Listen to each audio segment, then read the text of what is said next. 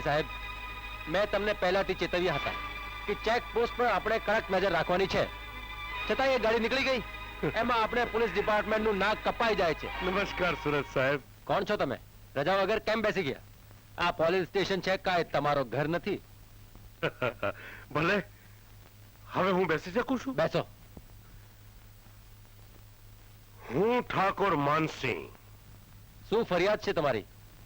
ફરિયાદ તો એવી છે કે ફરી ફરીની યાદ તમને એટલા માટે કરાવવું પડે છે કે આ વિસ્તારમાં તમે બહુ કડક છો, તો થોડું ઘણું માનસીનું માન છો તો આપણા બંનેનો રસ્તો સરળ નીકળી જશે. એટલે તમે શું કહેવા માંગો છો? મને લાલચ આપવા માંગો છો? નહીં નહીં નહીં નહીં નહીં નહીં નહીં. ચાલે જાઓ અહીંથી. હું તો સુરતને અર્ઘ્ય આપવા માંગુ છું. ઠાકોર સાહેબ, જાઓ અહીંથી. હા. અને ફરી વખત આવી ભૂલ નહીં કરતા. માનસિંહ નું કહ્યું જો સુરત નહીં માને તો સૂર્યાસ્ત થતા વાર નહીં લાગે એટલું યાદ રાખજો. આ સૂરજને મનાવવા માટે તમારે 7 જન્મ લેવા પડશે માનસિંહ સાહેબ. એ ઇન્સ્પેક્ટરના બચ્ચાને કાન ખજૂરની જેમ કચડી ન નાખું તો મારું નામ માનસિંહ નહીં. બાપુ, જો તમે કહેતા હો તો એને કાલ સવારનો સૂરજ નહીં જોવા દઉં. આજે તો એની ખોજ બોલાવી દઉં. તો પછી આજે જેને પતાવી દો એ સૂરજનો અસ્ત લાવી દો.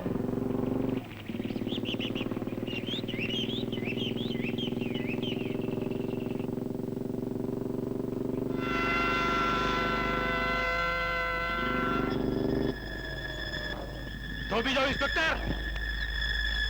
શું વાત છે?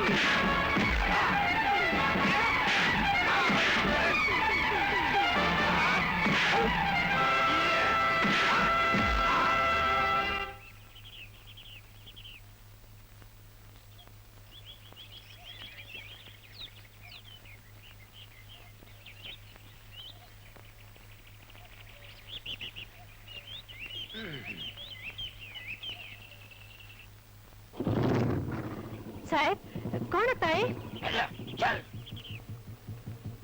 કોણ હતા એ મને ખબર નથી, પણ જોઈ લઈશ એમને.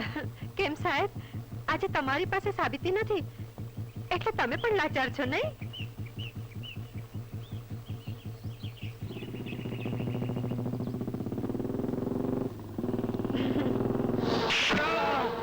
કામ અધરું મૂકીને તમે અહીંયા આવ્યા, શરમ ના આવી તમને?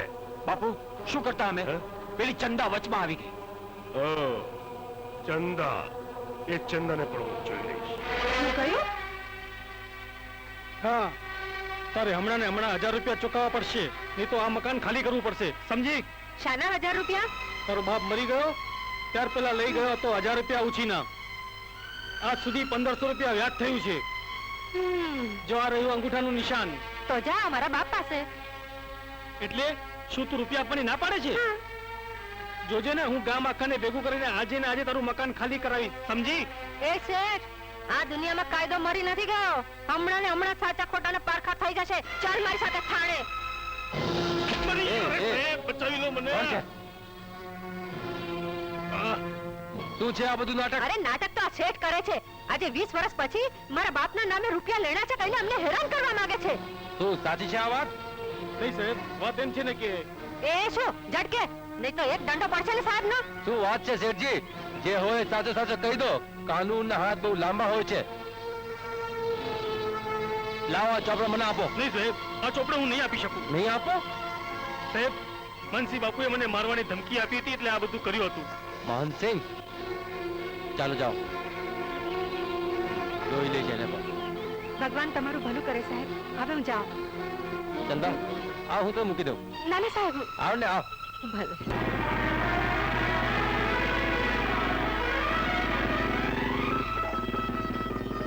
તમારા ઘરમાં બીજો કોણ કોણ છે? હું અને મારી બેન 2 જ જણા છીએ. કોઈ ભાઈ? સાહેબ, આ બહુમાં તો ભગવાને ભાઈનું સુખ આપ્યું નથી. નહીં તો આમ ગામે ગામ ફરી ખેલ તમાશો કરી પેઠીઓ ના રળવું પડે. તમારા ઘરમાં કોણ કોણ છે? હું અને મારી માં, બસ. બીજો કોઈ નથી. 2 જ જણા.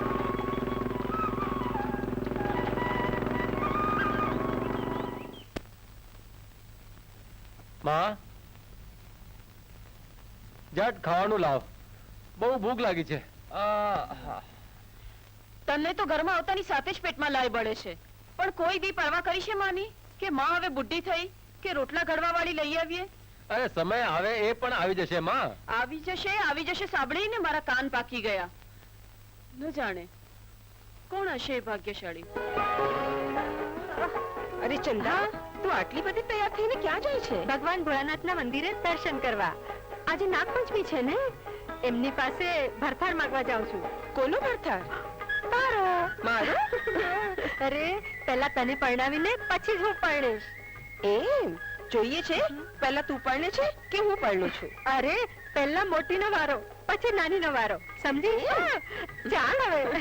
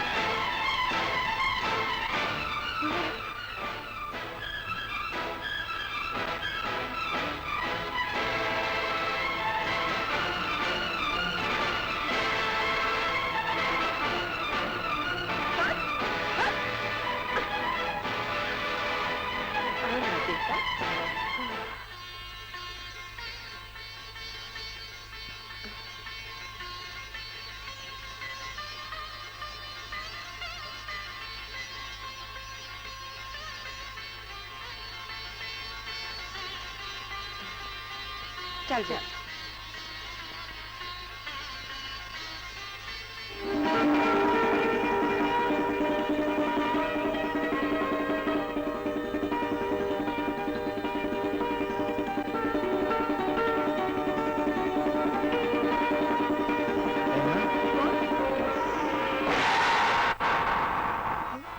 સાંભળો બેના,